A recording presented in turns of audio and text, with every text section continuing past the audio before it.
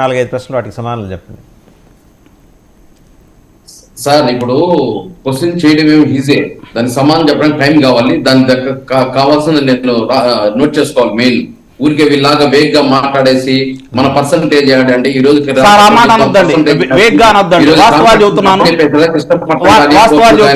అదే విధంగా నేను అడిగిన దాంట్లో అవాస్తవం ఏందో చెప్పండి సార్. నేను మాట్లాడినప్పుడు ఎక్కడ పాల్గొనకూడదు. ఆయన దగ్గర రెడీగా సమాధానం సార్, మనం ఒక చర్చా వేదికలో పాల్గొనేటప్పుడు ఒక అధికార ప్రతినిధి కావచ్చు, ఒక విశ్లేషకుడు కావచ్చు, మన భాష మనం మాట్లాడే విధానంలో కూడా కొంచెం పరిణితి కూడా కావాలి. అంకమరావు గారు మీరు అడుగుతుంటే నాకు ఎట్ట కూర్చుందంటే, ఇలాగే జగన్మోహన్ రెడ్డి గారు వేరే కంట్రీ వెళ్ళినప్పుడు చాలా lengthy posing very lengthy question అన్నారు. వేణుగోపాల్ గారు కూడా అదే అంటారేమో. అన్ని ప్రశ్నలు కాదు, అన్ని ప్రశ్నలు కాదు, 1-2 ప్రశ్నలు సమాధానం చెప్పండి చాలు. సార్, ఇప్పుడు మీ వాటా ఏముంది, మీ కేంద్రానికి ఏ మాత్రం కండిషన్ దారాదత్తం చేశారు అన్నారు. నేను మా పర్సంటేజ్ ఏందో నా లెక్కతో సహా రాసుకొని వచ్చి మాట్లాడాలి. ఇక్కడ ఊరికే వేగ్గా మాట్లాడేసి చేయకూడదు. ఈ రోజు జగన్మోహన్ రెడ్డి గారు కేంద్రంలో వస్తున్నారు.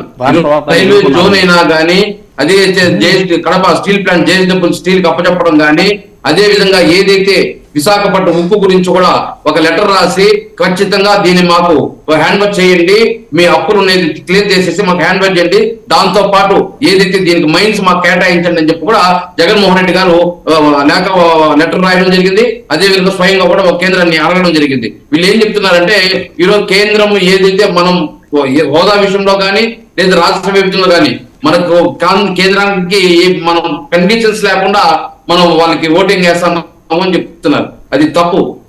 రాష్ట్రపతి ఎన్నికల్లో ఏదైతే బలహీన వర్గాలకు సంబంధించిన వ్యక్తిని పెట్టినప్పుడు మన ఓటు అనేది ఏదైతే మనం అక్కడ బ్లాక్ మెయిల్ చేసి ఇది ఇస్తేనే మేము వేస్తాం ఓట్లు అని చెప్పి వీళ్ళు బ్లాక్ మెయిల్ చేయాలని చెప్తున్నారు.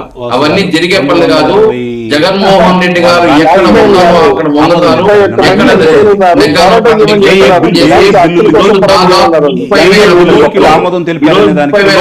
చంద్రబాబు నాయుడు గారు సాధించారనేటువంటి కూడా ఈ రోజు పోలవరం నిధులైతేనేమి, అదే విధంగా వెనుకబడిన జిల్లాలో నిధులైతేనేమి, ఇట్లా రాష్ట్రానికి రావాల్సిన ఏదైతే విభజన అంశాల్లోవి ఒక్కొక్కటి సాధించుకుని వస్తున్నారు. అదే విధంగా ఏదైతే మనకు తెలంగాణలో నిధులు రాలా,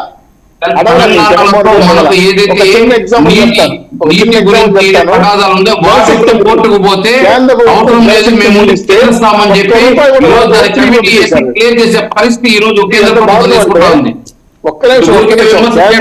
జలశక్తి నిధులు ఇస్తే 4 ఏళ్ళుగా ₹1 కూడా వాడుకోకుండా ఆ నిధులు తిరిగి ఇంటికెళ్ళిపోయి ఎన్ఆర్జీఎస్ ఫండ్స్ మీరు బటన్ నొక్కేదానికి మార్చుకున్నారు. సర్వశిక్షాభిమాన నిధులు వేరే బటన్ కూడా వాడుకున్నారు.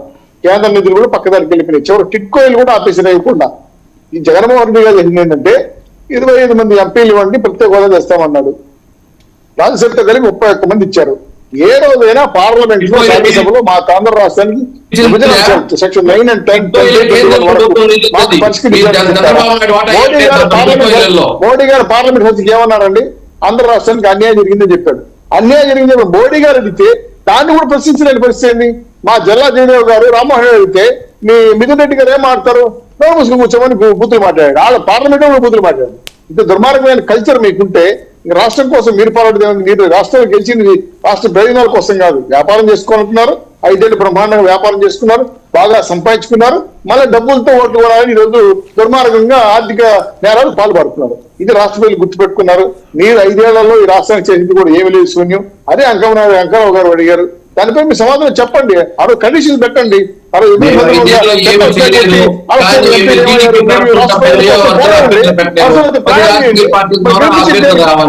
ఎంపీలు ఎందుకు గెలిపించాము, రాష్ట్రం ఎందుకు ఎమ్మెల్యేలకు మేము